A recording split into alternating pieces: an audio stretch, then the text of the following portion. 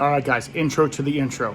This is the video I recorded for the Whiskey Vault, one of the largest whiskey tube channels out there. And they were doing their dry week and they wanted people to talk about a bottle that was very near and dear to them. And of course, I picked that one right over my shoulder. I hope you enjoy it. I hope it was fun. It got some pretty good feedback. Go check it out on that channel as well, just so you can see kind of the comments, how they're going on it.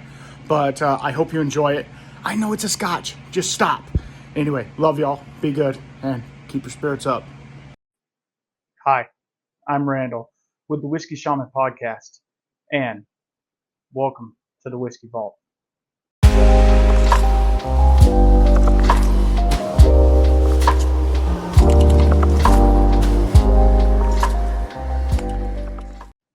All right, today we are going to get into a bottle that is near and dear to my heart. And that's what this is supposed to be, right?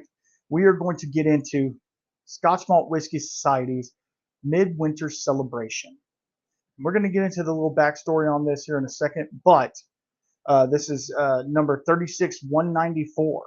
It's a 12-year-old product from Speyside, ex-bourbon hogshead, first fill PX sherry hogshead, 56.6% alcohol. So let's get into it.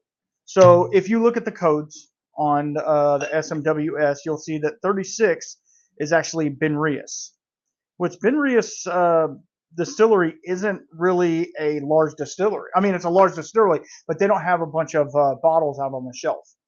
They're more of a workhorse type distillery. They do a lot of blending and stuff like that. But as you well know, Scotch Malt Whiskey Society is an amazing independent bottler doing awesome things. So this is a single cask. There's 304 bottles. That's all there was. So I was given this bottle by my dear wife. And the funny story is, I don't know if you guys know me at all, and it doesn't matter if you don't. Last year, and we're not going to talk about this forever, so I understand. Last year, I was diagnosed with testicular cancer, had to go through chemo, get removal, all the things. Wah, sad story, right? That's not the story. The story is, while I was in chemo, I had just started.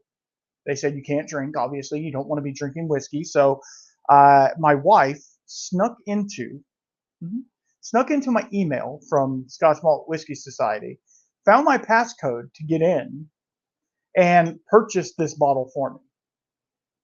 And she said she knew I couldn't drink it, but she knew I wanted a celebratory whiskey for when I kicked cancer's butt. This was it.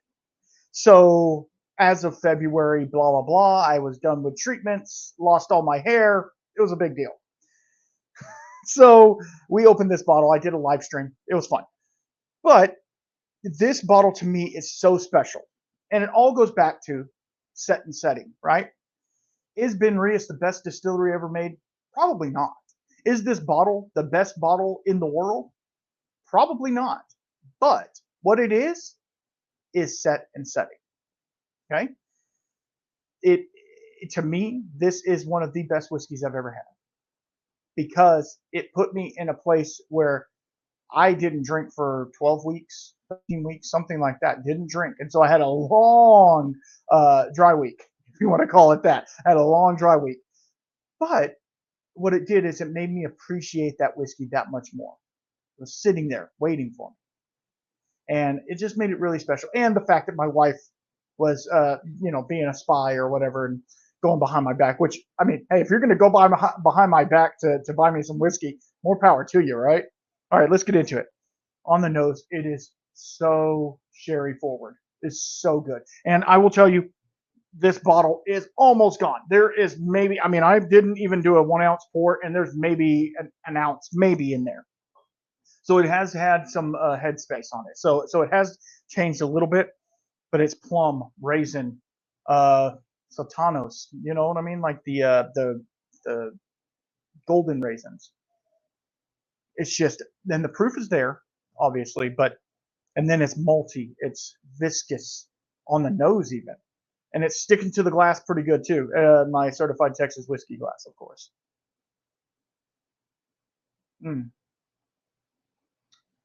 And on the taste, oh man, it's sweet. It's Christmas cake, not fruit cake, right? That's gross. But like Christmas cake with the spices and nuts and berries, and it has a walnut taste to it. It's very floral and fruity. Amazing, absolutely amazing. Now, unfortunately, you can't get this bottle anymore. Ben Rios does do quite a few offerings through SMWS. I'm going to look for another one. If you can find a sherry finished 12-year-old Ben Rios, please do, and please enjoy it. But there's something about this particular whiskey, and there's something about that particular moment when you are able to drink a whiskey again and you try it. It is otherworldly, spiritual, some would say. So, to me, this worth every penny. If I could, I would buy a whole nother bottle. I'd buy a case of them. I would. Can't do it, but I would. I looked into it. So on the long finish, it's more of the it's almost apricot now, dried, of course.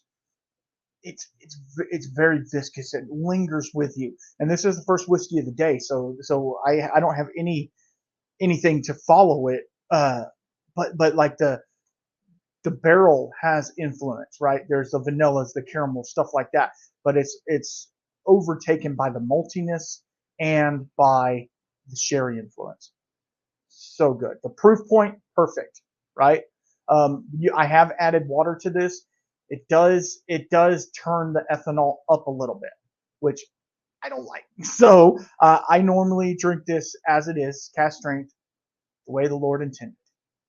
So if you would like to find out more about me, you can go to you can email me, whiskeyshamanpodcast@gmail, or go to any of my social media, or my podcast is linked on Spotify, Apple, all the places. And until next time, I'm really glad you're here.